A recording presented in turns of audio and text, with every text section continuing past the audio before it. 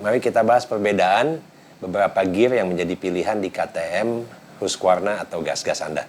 Mari kita lihat ada gear 14, gear 13, dan gear 12. Nah, seperti kita tahu, saat kita beli KTM, itu ada gear cadangan di dalam box.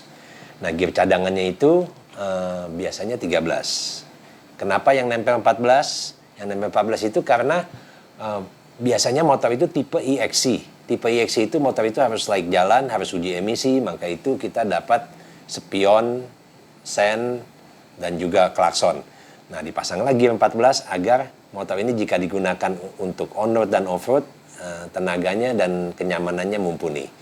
Tapi kebanyakan kita tidak menggunakan motor ini untuk on-road dan off-road. Nah, jika Anda ingin performa yang baik saat off-road, maka diberikanlah gear 13. Nah, gear 13 ini lebih cocok untuk off-road. Kebanyakan motor yang keluar beredar itu masih menggunakan gear 14. Nah, kalau motor yang keluar dari dealer saya, semuanya menggunakan gear 13. Karena saya yakin akan digunakan untuk off-road only. Apa efek penggantian gear depan? Jika kita mengganti gear depan lebih kecil, satu mata, itu sama dengan kita mengganti gear belakang 3 mata lebih besar. Itulah perbedaannya. Jadi motor akan lebih enteng atau giginya akan menjadi lebih rendah. Gigi dengan rasio yang lebih rendah, contohnya 13 dibandingkan 14, itu akan membuat kinerja motor lebih ringan. Akibatnya, mesin pun akan lebih sulit mati. Contohnya, jika Anda naik ke parkiran yang agak curam, jika kita menggunakan gigi 3, perlahan-lahan, maka akan kemungkinan mesin mati atau stall itu lebih besar jika kita menggunakan gigi 2 atau gigi 1. Nah, karena gigi 2, gigi 1 lebih rendah dari gigi 3 rasionya, maka akan lebih mudah dikontrol dan kemungkinan matinya pun lebih rendah. Oke, contoh berikutnya yang akan saya gunakan yaitu jika Anda pernah bersepeda dengan yang menggunakan gigi. Nah, jika kita melewati jalanan berbatu atau rintangan, dan jika kita menggunakan gear yang paling ringan atau yang di belakang itu biasanya yang paling besar atau di depan yang paling kecil, maka goesnya itu akan lebih mudah. Apalagi setelah kita melewati gundukan atau rintangan yang lebih sulit lagi, dan setelah melewati rintangan kita akan menambah kecepatan lagi, kita tidak perlu berdiri. Tapi jika kita menggunakan gear yang kecil atau yang lebih berat, maka setelah melewati rintangan itu kita harus berdiri untuk menambah power. Nah, jelas jika gear ringan itu, kita mengeluarkan powernya semena-mena, atau ngegasnya semena-mena, atau goesnya semena-mena, maka traksi pun akan hilang. Jadi gear rendah itu selama kita bisa mengontrol power dan menggunakan kopling dengan baik, maka akan membuat motor kerjanya lebih ringan dan juga kemungkinan mati atau stalling lebih kecil. Contoh berikutnya, kita lihat di mobil 4x4.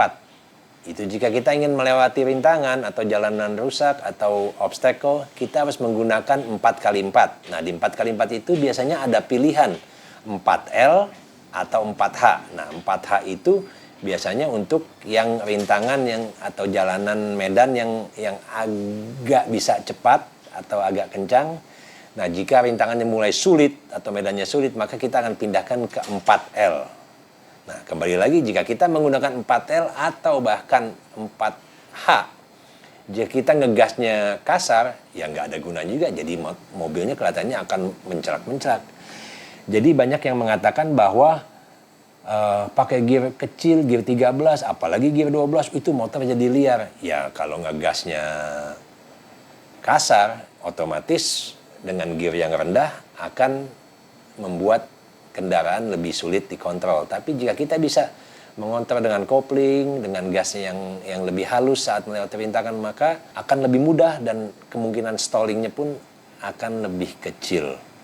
Jadi pilihlah gear Anda yang cocok untuk medan yang Anda lalui. Jadi paling tidak standar off-road itu menggunakan gear 13. Nah, jika medan off-roadnya berbeda seperti Extreme Enduro, nah mungkin gear 12 menjadi pilihan yang cocok juga. Ya, memang semakin kecil gear depan, semakin kurang top speednya. Tapi kita bisa menyesuaikan apa kita membutuhkan top speed atau tidak. Dan kita juga bisa, kan motor itu gearnya ada 6, jadi dengan gear yang rendah itu pun kita masih bisa menggunakan, jika motor mulai terasa sulit dikontrol atau liar, nah kita akan bisa naikkan dari gigi 2 ke gigi 3, 3 ke 4, dan berikutnya. Jadi pilihan gear itu 12 atau 13 yang cocok di motor untuk off-road. 14 kemungkinan hanya digunakan jika Anda ingin menggunakan untuk campuran on-road dan off-road. Semoga informasi ini membantu. Jadi pilihlah gear Anda yang cocok, mana yang sesuai dengan medan yang Anda lalui. Terima kasih.